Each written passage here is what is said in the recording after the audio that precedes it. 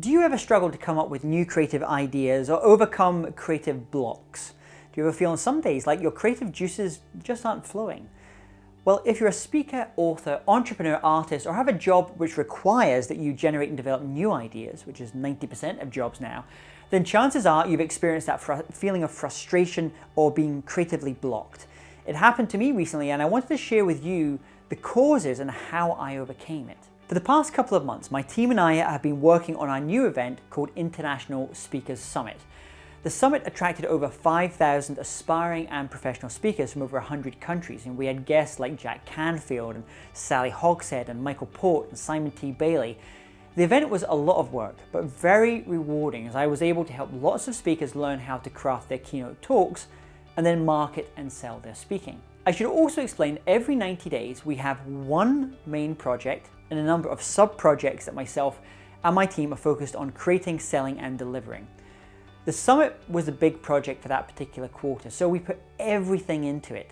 Then at the end of each quarter, we decide which projects we will focus on in the next 90 days. I really look forward to this time when we plan out our next 90 days as we review our strategy and our roadmap and get creative on the next batch of 90-day goals.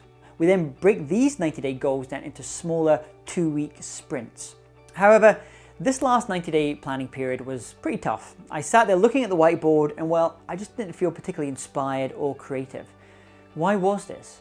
Well, there were two reasons, and maybe you have experienced these as well. The first was that myself and my team were a little frazzled after weeks of intense work. We needed time to defocus. The actor John CLEESE describes it as switching to the open mode, a time when we are more relaxed, expansive, contemplative, and purposefully unpurposeful.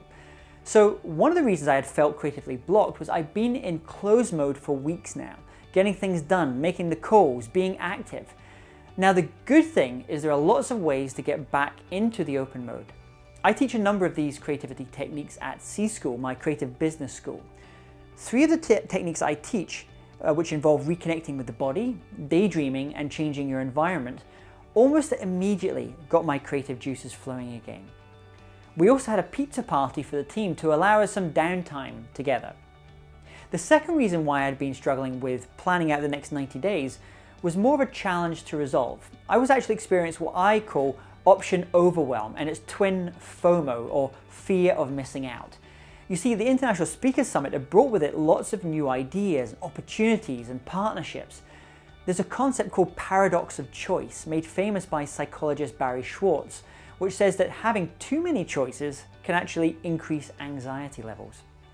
Perhaps you too have experienced this feeling of being overwhelmed because of all the options you have. Here is how to deal with it. The first is to get real clear on your mission. Who do you want to serve and why? Next, look at the vision you have for your life in the next 3 to 5 years and ask yourself the question, what do I need to do in the next 90 days to move closer towards that vision? Then you have to reflect on how you want to serve others. For me, that's about speaking, creating online programs, and live experiences. Ask yourself, what are your top 3?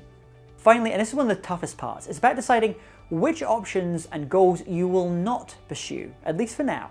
It doesn't matter if the gurus in your industry are presenting you with some bright, shiny thing or silver bullet, or if you've just read an article on the 7 things you must do to be successful.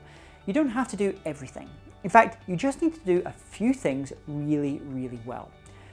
Once I'd gone through that process of giving myself time to get into open mode and reconnect with my mission and vision, then things became much clearer and the creative juices started flowing again.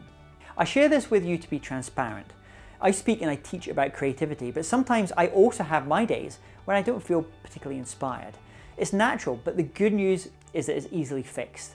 You can find more ideas on how to deal with creative blocks by downloading my free ebook at jamestaylor.me/free.